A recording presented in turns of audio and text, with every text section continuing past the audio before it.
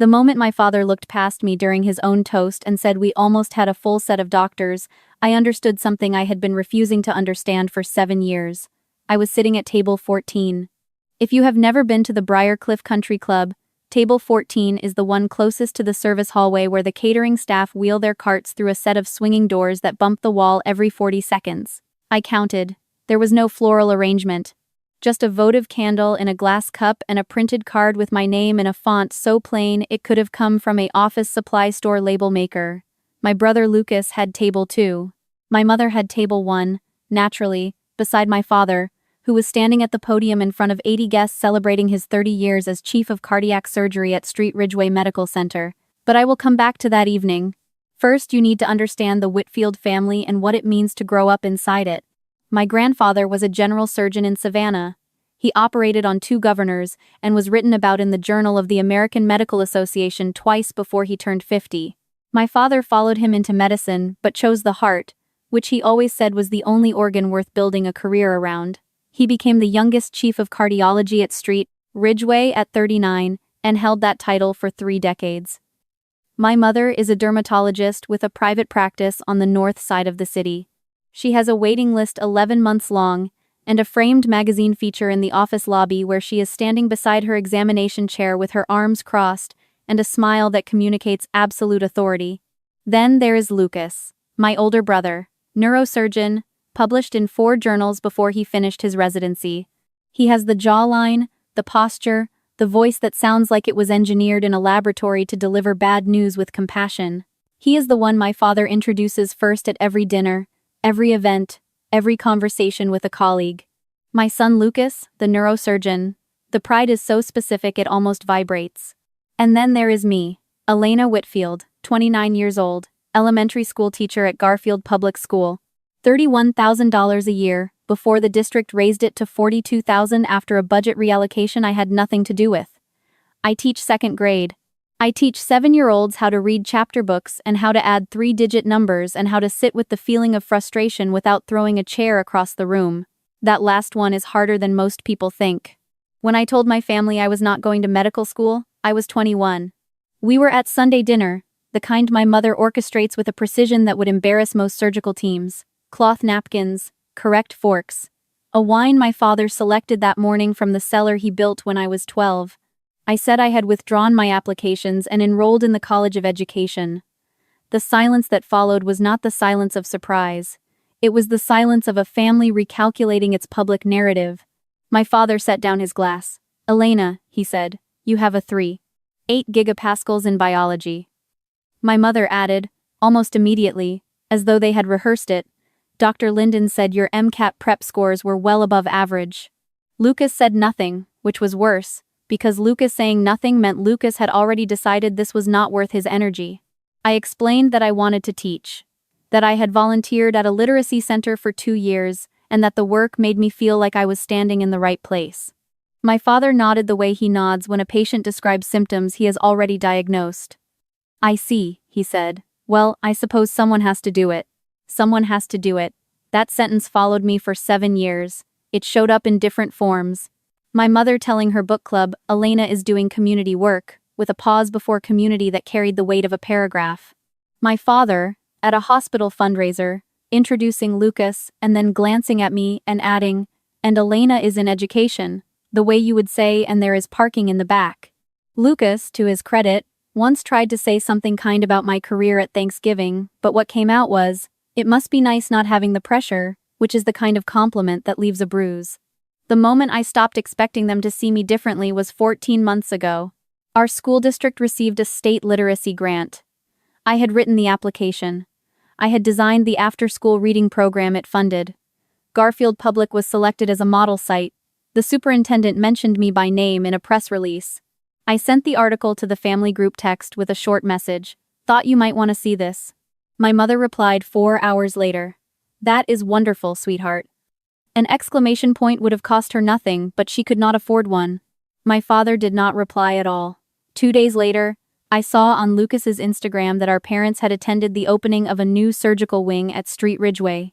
My father was in the photo, arm around Lucas, both of them in dark suits, standing beneath a banner that read "Advancing Excellence in Neuroscience." The caption read "Proud Dad Moment." I saved the screenshot. Not to torture myself, just to stop pretending I was misreading the situation. So when people ask me why I never told my family much about Daniel, why I kept him out of that world entirely, the answer is not complicated. They never asked anything worth answering. They knew I was seeing someone. My mother's inquiry arrived by text in March. Is he in medicine? No. What does he do?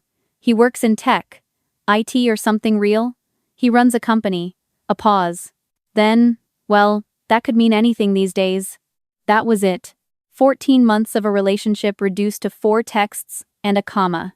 Daniel Carr is 33 years old. When I met him, he was standing behind a folding table at a community tech fair at the public library, teaching a group of middle schoolers how to build a basic firewall.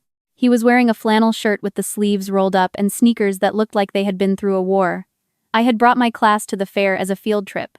One of my students, a 7-year-old named Marcus, who had never touched a laptop before, sat next to Daniel for 40 minutes and built his first line of code.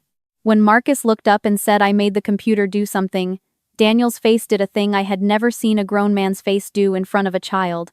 He looked like someone had just handed him something sacred. I stayed after the fair. We talked for an hour. He asked me about my students.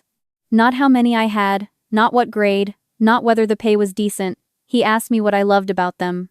I told him about a girl named Sophia, who had arrived at Garfield speaking almost no English and who, after 8 months in my class, had read an entire chapter book out loud to her mother for the first time. Daniel listened to that story the way some people listen to music. Still, focused. Like he did not want to miss a single note. He was not, however, exactly what he appeared. There were inconsistencies. A phone call he took on our 3rd date, where his voice shifted into something harder, more structured. A legal document on his kitchen counter with language about equity restructuring. An email notification I glimpsed once on his phone. Board vote confirmed. Series C timeline holds. Proceed with hospital system RFP. I asked about it once. He said old project, still wrapping up. I did not push. Not because I was not curious, but because the version of Daniel who showed up at my apartment with takeout and helped me laminate reading worksheets at 10 at night was the version that mattered to me. He saw my work as real. That was worth more than any title. My father's retirement gala was held at the Briarcliff Country Club on the 2nd Saturday of October. 80 guests, string quartet, champagne tower. A projected slideshow of my father's career that ran on a loop behind the podium. 30 years of surgeries, handshakes, awards, and photographs in which my mother and Lucas appeared frequently, and I appeared twice, both times in the background, once partially obscured by a floral arrangement. My parents had been planning this event for 6 months. My mother had called me in August to discuss the dress code. She sent me a photo of a beige dress she had selected from a department store with a note that read, "This would be appropriate for the evening." I wore a dark green dress I had bought myself. It was not a rebellion. It was just mine. Daniel and I arrived on time. He wore a navy blazer over a dark shirt, no tie. My mother met us at the entrance. Her smile tightened when she saw my dress. My father gave Daniel a handshake that lasted exactly 1 second and said, "Good to meet you," without asking his last name. I had found out about the seating arrangement 12 days before the gala. I had stopped by my parents' house to pick up a serving dish my mother had borrowed, and I heard her on the phone in the study, door half open, voice crisp and efficient. "Elena and her guest at table 14, she said. "Near the service corridor. Standard cards. They will not need to be part of the formal introduction sequence." She laughed at something the other person said. "I know. But Warren wants the medical tables up front, and honestly, there is no natural place for her in the program." I stood in the hallway for a long time, not because I was shocked, because hearing it said that plainly, in her most organized voice, removed the last piece of ambiguity I had been holding onto. There is no natural place for her in the program. After 29 years, my mother had found the most efficient way to say what the family had been communicating since I was 21. I told Daniel about it that night. He was quiet for a while. "Do you want to skip it?" he asked. I thought about it. "No," I said. "I need to go. I need to see it clearly one last time and then I am done." He looked at me and nodded. "Then I will be right there." Table 14 was exactly as described. Far corner, near the hallway to the kitchen. The centerpiece was a single candle in a glass jar. The place cards were printed in standard font on plain cardstock. Tables 1 through 5 had hand-lettered cards with a sprig of rosemary tucked beneath each name. The difference was not subtle. It was not meant to be. My father's most important guest that evening was Dr. Richard Calloway, CEO of Street Ridgeway Medical Center and chairman of the Regional Hospital Consortium. He sat at table 1, silver-haired, composed, with the easy authority of someone who had been the most important person in every room he had entered for 20 years.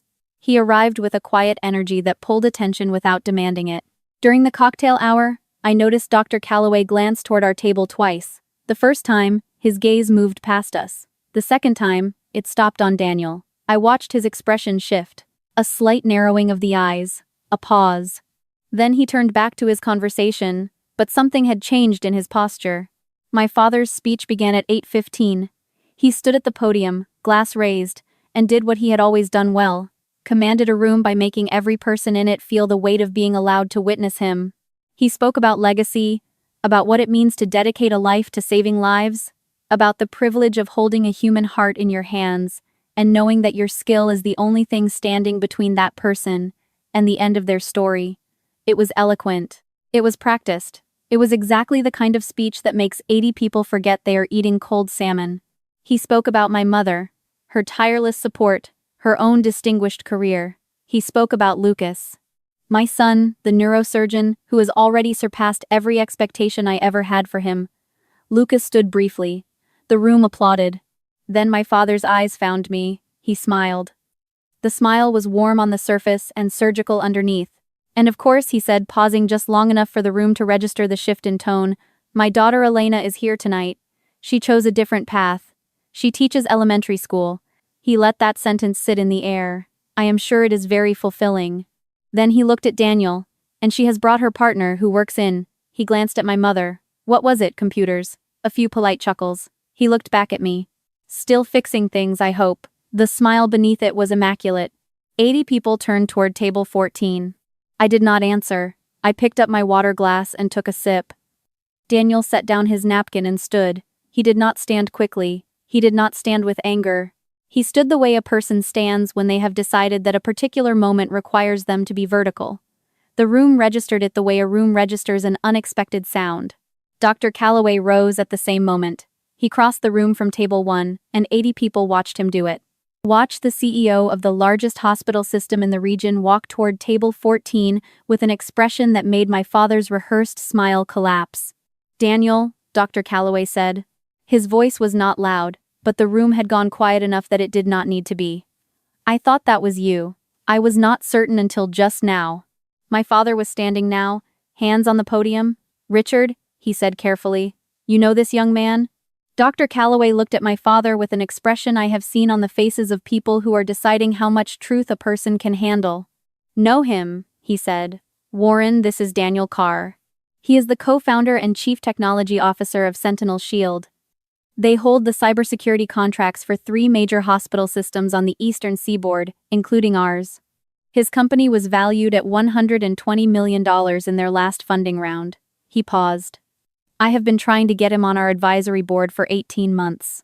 He keeps declining because he says his work belongs in the lab, not in boardrooms. He looked at Daniel with something between admiration and exasperation. He is also, for what it is worth, the person who funded the Community Digital Literacy Initiative that serves 14 public schools in this district. He glanced at me, including, if I am not mistaken, yours. The room was very still. My father opened his mouth. Nothing came out. My mother's hand was frozen around the stem of her wine glass. Daniel spoke without raising his voice. I did not come here to introduce myself, he said.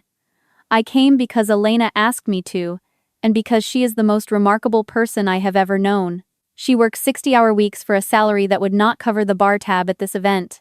She teaches children who come to school hungry, who do not have books at home, who have never had an adult sit with them and say you are capable of learning this. She does that work every single day, without recognition, without praise, and without a single person in this family ever asking her what it feels like to watch a child read for the first time. He looked at my father. You had 14 months. You never asked my last name. You never asked what my company does.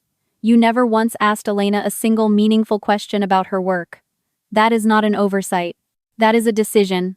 and it tells me everything I need to know about what you were measuring and what you missed." He sat down. The silence that followed was the loudest thing I have ever heard. Then I stood. My hands were not steady, but my voice was. "You have been saying it for 7 years," I said, looking at my father. "Sometimes out loud, sometimes in the seating chart, sometimes in the pause before you mention my name. Like you are calculating whether it is worth the effort. You reduced my entire career to a sentence and a shrug. Someone has to do it. That is what you said when I told you I wanted to teach. 7 years ago, and every year since, you have found a new way to say it without saying it." I looked at my mother. "You told someone on the phone that there was no natural place for me in the program tonight. In my own father's retirement celebration, your daughter has no natural place. I need you to hear that sentence the way I heard it." My mother's eyes were fixed on the tablecloth. "I am not here to make a scene," I said. "I am here to say one thing clearly so that I never have to say it again. I am done rearranging myself to fit the space you have left for me.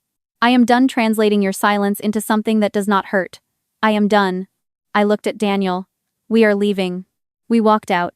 80 people watched. Nobody spoke. The first call came from Lucas 3 days later. His voice was different. Stripped of the smoothness he usually wears like a white coat. "Sebastian Calloway?" I did not know his first name until that night. Dr. Calloway's son, who had been in residency under my father, had apparently called Lucas the morning after the gala. He told Lucas he could no longer work under a man whose personal judgment was so fundamentally flawed. He had requested a transfer to another program.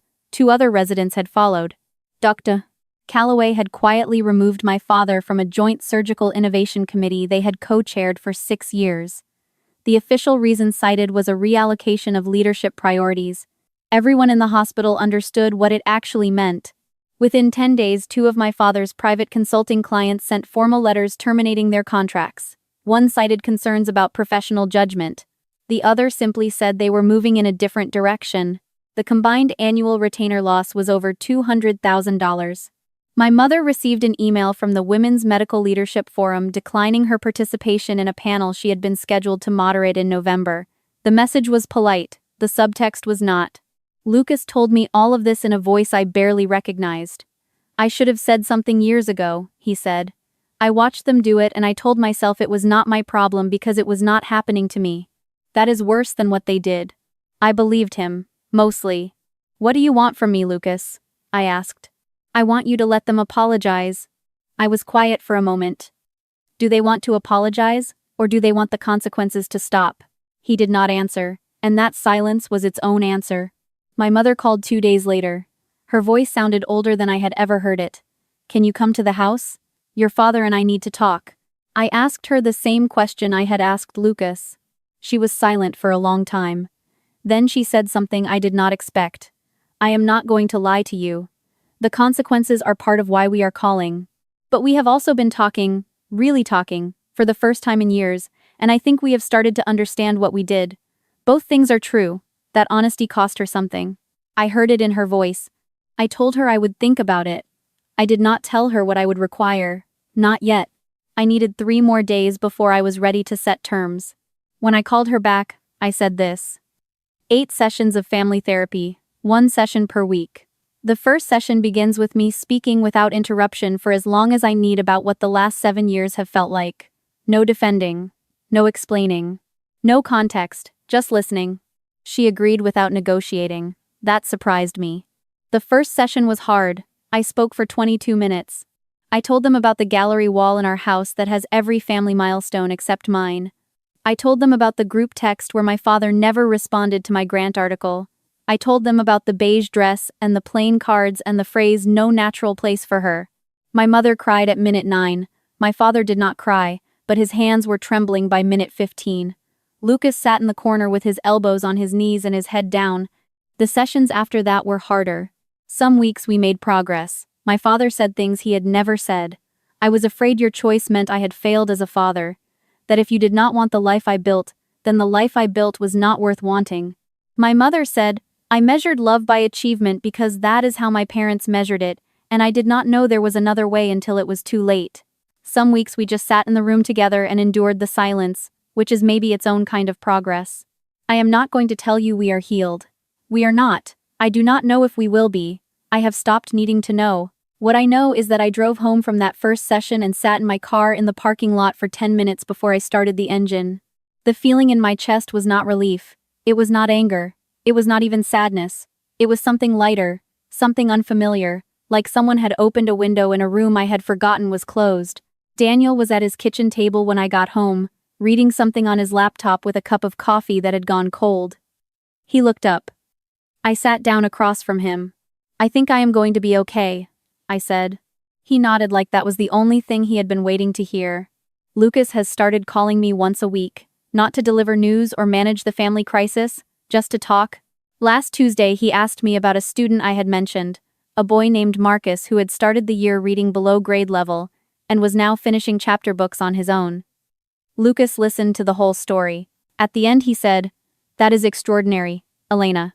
And he meant it. I could tell because his voice did not have the careful smoothness it usually carries. It was just his voice.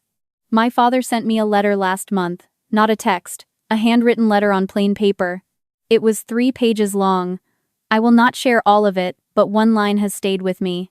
He wrote, 'I spent 30 years learning how to hold a human heart in my hands, and I could not figure out how to hold yours. I am sorry that it took losing things I valued to realize I had already lost the thing that mattered most.' I put the letter in my desk drawer. I have read it 4 times.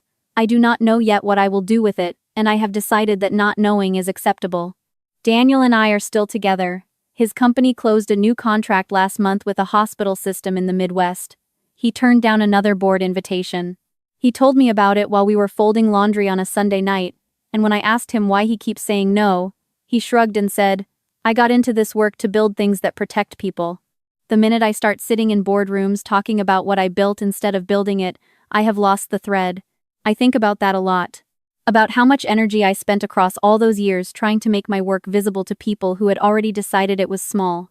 About how the person who saw me most clearly was someone who never needed anyone to see him at all. He just did the work. There is a girl in my class this year named Amara. She is 7. She arrived in September speaking mostly Amharic with about 40 words of English. For the first 3 weeks, she sat in the back of the room and drew pictures of houses. Last Friday, she stood in front of the class and read 6 sentences from a book about a dog named Biscuit. When she finished, she looked at me with an expression I will carry for the rest of my life. It was not pride, exactly. It was closer to astonishment. Like she had just discovered she could do something she had been told was impossible. I clapped. The whole class clapped. Amara sat down and drew another house, but this time she wrote a word underneath it in careful, enormous letters. Home. Nobody is going to write that moment up in a medical journal. Nobody is going to project it on a screen at a country club gala. But I was there, and I saw it, and I know exactly what it was worth. So let me ask you something.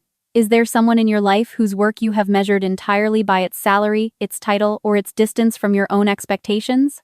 And if so, is it possible that the thing you dismissed is the thing that deserved your attention most?